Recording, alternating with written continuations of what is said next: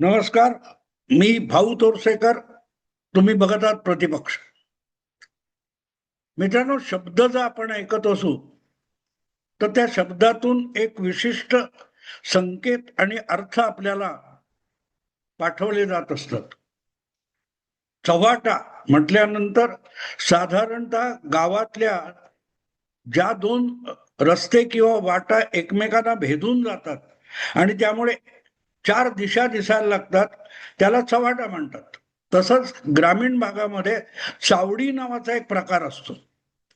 चावडी याचा अर्थ त्या गावात साधारणतः मध्यवर्ती जागा बघून गावाच्या बैठका, मीटिंगा किंवा गावातली कुठची मोठी घटना घडणार असेल त्यावर चर्चा करायची असेल किंवा गाव गप्पा अगदी मारायच्या असेल तरी लोक कुठे जमतात तर चावडीवर जमतात.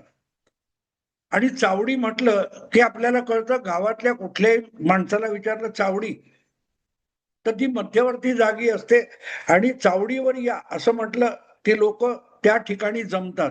ह्याचा अर्थ असा होतो की ती चावडी ही एका ठिकाणी पक्की असते, ती सतत बदलत नाही. चावडीची जागा कधी बदलत नाही. आणि त्यामुळे एखाद्या कार्यक्रमाला जर तुम्ही चावडी असा नाव दिलेलं असेल तर मग तो कार्यक्रम एका ठराविक जागी भरणार आणि ज्याला कोणाला जाब विचारायचंय किंवा ज्याचा सत्कार करायचा आहे वगैरे वगैरे, ती व्यक्ती त्या चावडीवर येते. म्हणजे ठरलेल्या तुमच्या जागी येते. तुम्ही भरकटत फरफटत कुठेतरी जाल, एखादी वारी पंढरपूरची होते किंवा एखादा मिरवणूक निघते, एखादा मोर्चा निघतो, त्या मोर्चात जी गर्दी सरकत असते, जिचं स्थान पक्क नसतं, त्या प्रकाराला चावडी म्हणत नाही. हे मी एवढ्यासाठी सांगतोय की काल म्हणजे 3 तारीखला 3 जानेवारी 2026 मी मुंबई तक नावाच्या एका युट्यूब चॅनेलचा एक कार्यक्रम बघितला. अनेकदा त्यांचा कार्यक्रम असतो, मी पण त्या कार्यक्रमात काही महिन्यांपूर्वी गेलेलो आहे. भाऊ तोरसेकर चावडीवर वगैरे असं त्यांनी त्याला हेडिंग दिलेलं होतं.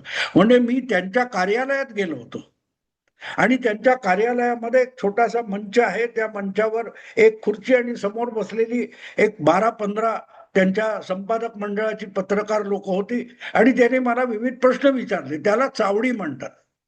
आणि या कार्यक्रमात आजपर्यंत अनेक नेते येऊन गेलेले, पण ती चावडी ही मुंबई तक किंवा आज तकचं जे मुंबई कार्यालय आहे त्या कार्यालयामध्ये आहे. पण काल 3 जानेवारी 2026 ही चावडी चक्क मेट्रो ट्रेन मध्ये दिसली. आता त्याला चावडी म्हणायचं की इव्हेंट म्हणायचं हे ज्याचं त्यांनी ठरवावं.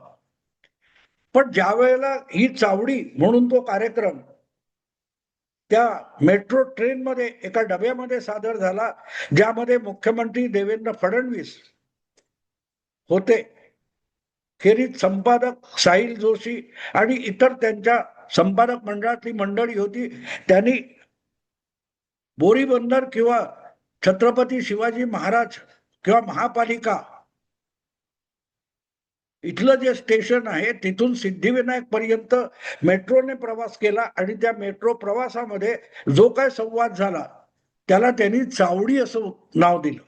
मला धक्का बसला की चावडी अशी बोरीबंदर पासून थेट सिद्धिविनायकापर्यंत सरकत येते, हा काय प्रकार आहे.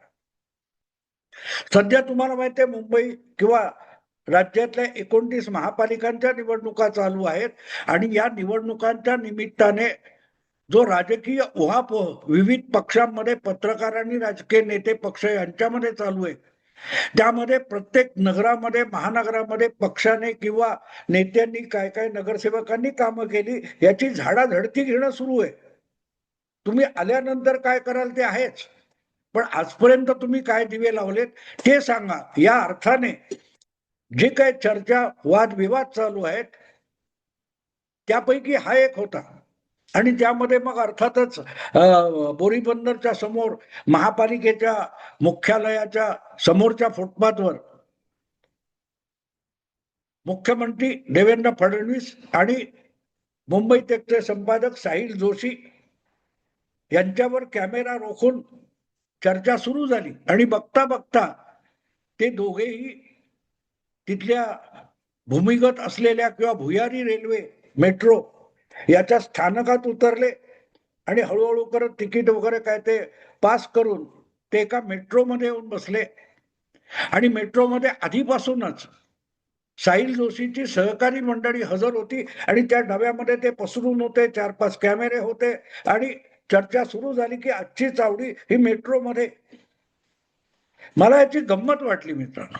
गंमत एवढ्यासाठी वाटली की मेट्रो आम्ही बनवली, भारतीय जनता पक्षाने बनवली आणि 10-11 वर्षापूर्वी देवेंद्र फडणवीस पहिल्यांदा मुख्यमंत्री झाले महाराष्ट्राचे आणि त्यांनी मुंबईच्या प्रश्नात लक्ष घातलं आणि मुंबईत अडकलेले, रेंगाळलेले, पडून राहिलेले, धुळखात पडलेले अनेक प्रकल्प मार्गी लावले. हा भारतीय जनता पक्षाच्या मुंबई प्रचाराचा मुद्दा आहे, नव्हे फ्लॅगशिप आहे, मुख्य मुद्दा आहे की भाजपनेच मुंबईला आधुनिक बनवण्यासाठी अनेक प्रकल्प गेल्या 10-12 वर्षामध्ये राबवले. हा भारतीय जनता पक्षाचा आत्ताच्या निवडणुकीत प्रचाराचा मुख्य मुद्दा आहे आणि त्या मुख्य मुद्द्यामध्ये सगळ्यात पहिला नंबर लागतो तो मुंबईभर पसरलेल्या मैलोगंटी ज्या मेट्रो आधुनिक ट्रेनचा प्रकार आहे तो सगळ्यात मुख्य मुद्दा आहे आणि त्याचं श्रेय देवेंद्र फडणवीस आणि भारतीय जनता पक्ष आपल्याकडे घेतो. आणि अशा मेट्रोच्या गाडीमध्ये बसून चावडी करणं हा एक प्रकारे प्रचाराचा प्रयत्न नव्हता का? तुम्ही प्रत्येकाने विचार करा, प्रत्येकाने विचार करा. मी त्याच्यावर भाष्य करत नाही, पण ते बघितल्यानंतर आणि त्यातली चर्चा वगैरे सगळं ऐकल्यानंतर मला असं वाटलं की देवाभाऊने मुंबई तकची चावडीच पळवून नेली. हे मी एवढ्यासाठी म्हणतोय की फार पूर्वी 50 वर्षापूर्वी बहुतेक शाहीर साबळे किंवा कुठच्या तरी एका कलापथकाने एक छानस वगनाट्य केलेलं होतं की तगाईवर आणि सरकारी सबसिडीवर एक शेतकरी आपल्या शेतात विहीर खोदण्याचा प्रयत्न करतो आणि त्यासाठी किती विहीर खोदली गेली त्यानुसार त्या सबसिडीचा अनुदानाचा पुढचा हप्ता मिळतो. पण प्रत्यक्षात कागदावर जे कर्ज किंवा सबसिडी दिलेली आहे त्या सबसिडीनुसार विहीर खोदलीच जात नाही. 5,000 रुपये मिळाले, त्यातले कोणी मामलेदार असेल, कोणी तहसीलदार असेल, कोण तलाठी असेल किंवा तिथला आणखीन कोणी अधिकारी असेल, हे त्या 5,000तून आपला आपला हिस्सा कापून घेतात आणि शेवटी 5,000तले कसे बसे 1,000 रुपये त्या शेतकऱ्याच्या हाती पडतात. तो म्हणतो मी तरी कशाला खणू, मरू देत ना. आणि मग जेव्हा ते 5,000 रुपये खाऊन संपलेले असतात तेव्हा तगाईचा किंवा त्या सबसिडीचा पुढचा हिस्सा मिळायचा असतो, तेव्हा तो जाऊन सांगतो बाबा आता काय करायचं. ते म्हणाले हरकत नाही, कागदावर तर तुझं एक काम पूर्ण झालं, आम्ही चेक केल्याचं सर्टिफिकेट देतो की 5 फूट 8 फूट विहीर खोदून झालेली आहे आणि पुढचा विहिरीचा आणखीन 10 फूट 15 फूट करण्यासाठी पुढचा सबसिडीचा हप्ता दिलेला आहे. कागदोपत्री विहीर 5 फूट झालेली असते, 15 फूट होते, शेवटी बांधबंदिस्ती करायला 3रा हप्ता येतो. शेतामध्ये विहीर खोदली गेलेली नसते पण कागदावर सगळा रेकॉर्ड तयार केला जातो आणि विहीर बांधली जाते, कागदावर असते. आणि ज्या वेळेला सगळे पैसे मिळाले, सबसिडी खाऊन फस्त झाली, तेव्हा तो शेतकरी आपल्या बायकोला सांगतो 2 रुपये असतील तर मला दे, मला जरा तालुक्याच्या गावी जायचंय. ती म्हणते आधीच सगळे पैसे उडवलेत आणि दुसऱ्यांना लाच दिलीत आणि विहीर तर झालेली नाही, करणार काय. तुम्हाला आता विहीर घेऊन येतो. ती बायको हसते, म्हणजे पैसे मिळाले तेव्हा झालं नाही, आता 2 रुपयात कुठची विहीर आणणार. म्हणाले आता 2 रुपयात विहीर येणार. आणि मग तो शेतकरी तालुक्याच्या गावाला जातो आणि तिथे पोलीस ठाण्यात येऊन सांगतो माझी विहीर चोरीला गेलेली आहे.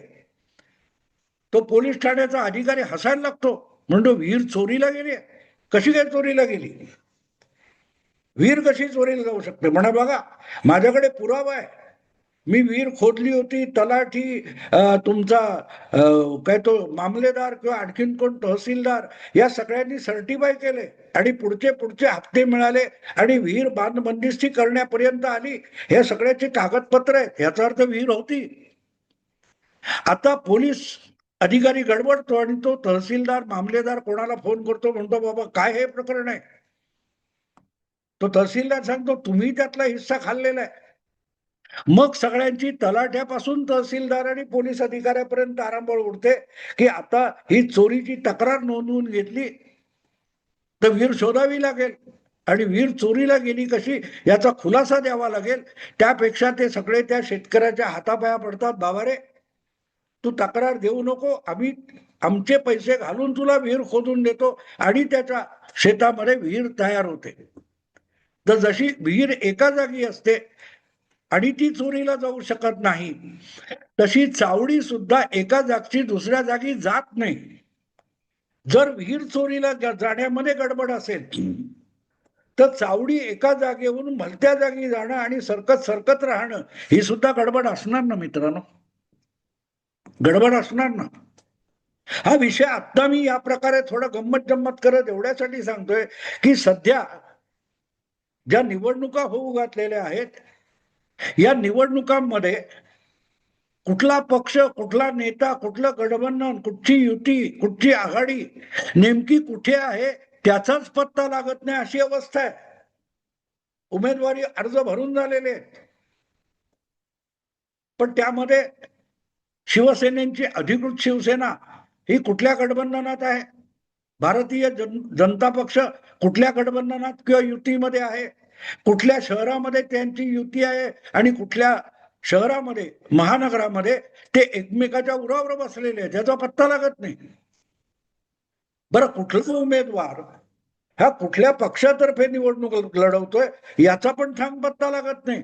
इतकी अजब परिस्थिती आहे मित्रांनो, अजब, कळतच नाही काय चाललंय ते. आणि त्यामुळे कालपर्यंत या पक्षात असलेला आणि म्हणजे उदाहरणार्थ उबाठा शिवसेनेत असलेला कोणीतरी लालबागचा एक इच्छुक आणि माजी नगरसेवक तो आपल्याला उबाठा शिवसेनेची उमेदवारी मिळावी, शिवबंधन हातात बांधले, त्या निष्ठेचा फायदा म्हणून किंवा फळ म्हणून आपल्याला उबाठा शिवसेनेची उमेदवारी मिळावी लालबाग परिसरामध्ये, म्हणून तो 2-2 दिवस मातोश्रीवर तळ ठोकून असतो आणि अचानक 24 तास आधी त्याला कळतं की आपला कोणीतरी प्रतिस्पर्धी होता इच्छुक, त्याला मातोश्रीवरून उमेदवारी मिळालेली आहे आणि आपण बोंबललेलो. तिथून बाहेर पडायच्या त्याला फोन येतो, अरे बाबा तू अधिकृत शिवसेनेतर्फे उभा राहा, उभाठात तुला टांग मारली असेल. आणि तो जातो आणि पुढच्या 12 तास 14 तासामध्ये तो शिंदेच्या शिवसेनेचा उमेदवार पण झालेला असतो. 24 तास आधी तो उबाठाचा अत्यंत निष्ठावान असा बाळासाहेबांचा शिवसैनिक असतो. पण 24 तासानंतर तो अचानक एकनाथ शिंदे यांच्या भूमिकेतला बाळासाहेबांचा शिवसैनिक असतो. आणि त्यामुळे कोण कुठे आहे, विहीर होती आणि विहीर चोरीला गेली, चावडी होती आणि चावडी सरकत सरकत बोरीबंदर पासून सिद्धिविनायकापर्यंत गेली आहे का नाही आजोबा. मला गंमत अशी वाटते की एक उमेदवार त्या पक्षातून या पक्षात गेला किंवा इथला इच्छुक तिकडून तिकडे गेला, याच्यावर तासन तास बोलणारे आहेत, त्यांना आपल्या बुडाखालची जी चावडी आहे ती तरी जागेवर आहे का याचा पत्ता लागतो का याचा आधी शोध घ्या. आपण मुख्यमंत्र्याला किंवा आणखीन कुठच्या पक्षाच्या नेत्याला जे प्रश्न विचारतोय ते प्रश्न आपल्याला सुद्धा लागू होतात की नाही याकडे तरी थोडं डोळसपणे बघणार आहात की नाही, एवढाच माझा प्रश्न आहे. आणि म्हणून मी हा विषय घेतला. मग चालू आहे यांचा उमेदवार, राज ठाकरेंनी सांगितलं ना हल्ली मुलं पळवणारी टोळी नाही, उमेदवार पळवणारी, इच्छुक पळवणारी टोळी आलेली आहे. उद्धव ठाकरेंच्या भाषेत तर बाप चोरणारी पण टोळी आलेली आहे. आणि मग ह्या सगळ्या चोरीच्या टोळ्या ज्या आहेत ना त्या टोळींचा महासंघाला भारतीय जनता पक्ष असं माध्यमांनी दिलेलं लाडकं नाव आहे. प्रश्न असा आहे की ती मुलं बाप वगैरे काय पळवणारी टोळी, इच्छुक पळवणारी टोळी आहे, तशीच विहीर आणि चावडी पळवणारी सुद्धा टोळी आहे का? असं काय मोठं होतं की मुंबई तक आणि साहिल जोशी यांनी आपल्या चावडीची जागा हलवून ती मेट्रोमध्ये नेली. मुंबई तक आणि साहिल जोशी आणि त्यांचे सगळे सहकारी आहेत, त्यांना हे दाखवायचं होतं का? बघा, देवेंद्र फडणवीस आपण जे विकास काम केलं ते दाखवू शकतात. आम्ही त्यांच्या बरोबर मेट्रोने प्रवास करतोय. जो प्रकल्प 40-50 वर्षापूर्वी कल्पनेत होता, मी त्यांच्या माहितीसाठी सांगतो की मी ज्या वेळेला कॉलेज काळात होतो 70च्या दशकामध्ये, 60-70च्या दशकामध्ये, तेव्हा आता जे चिंतामणी नावाचं हॉटेल किंवा ज्वेलर्स दुकान आहे सिद्धिविनायकाच्या समोर, तिथे एक गोडाऊन होतं. त्या गोडाऊनच्या भिंतीवर प्रभादेवी स्थानक भुयारी रेल्वे असं लिहिलेलं मी वाचलेलं आहे. तुम्ही ज्या स्थानकावर उतरून बाहेर आलात मुख्यमंत्र्याबरोबर, तेव्हा कल्पना होती 40-50 वर्षापूर्वी, ती देवेंद्र फडणवीसांनी पुरी केली.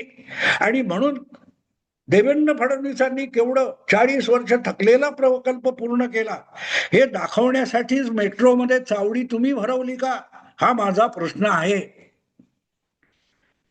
देवेंद्र फडणवीस किंवा त्यांचा भारतीय जनता पक्ष वेगवेगळ्या पक्षातले इच्छुक उमेदवार पळवतात, त्यांना उमेदवारी भरली असेल तर माघार घ्यायला लावतात, वगैरे वगैरे सगळे आरोप झाले. पण पत्रकारांच्या किंवा एखाद्या माध्यमाचं जो चावडी नावाचा कार्यक्रम आहे तो पण देवाभाऊने पळवला, ह्याच्याकडे लक्ष कोण देणार?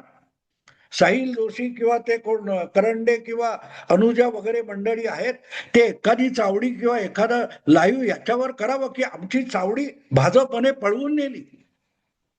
एक कार्यक्रम करा ना, 30-35 मिनिटाचा जो काय लाईव्ह करता तुम्ही, त्याच्यात भाजपचे देवाभाऊ आणि महाराष्ट्राचे मुख्यमंत्री यांनी मुंबई तकची चावडी पळवून नेली. अहो, आमचे चावडी पळवून नेतात, त्यांच्यावर तुम्ही उमेदवार पळवल्याचे आरोप कसले करतात? हे तावातावाने अनुजा वगैरे कोण आहेत त्यांना विचारता येईल ना. करा एक कार्यक्रम, जरा मजा येईल, लोकांना आवडेल की हा हे प्रामाणिक पत्रकार आहेत, परखड पत्रकार आहेत, परखड पत्रकार खडानखडा विचारतात की इतरांचं सोडा, आमची चावडी चोरली त्याचं काय? आमच्या चावडीवर येण्याऐवजी तुम्ही आमची चावडीच मेट्रोमध्ये बसवलीत नेऊन आणि तुमच्या पक्षाचा बिनधोक प्रचार करून घेतलात. मुंबईकरांना मेट्रो कशी बनवलेली आहे हे दाखवण्यासाठी मुंबई तकचा आणि मुंबई तकच्या चावडीचा देवाभाऊनी गैरवापर केला.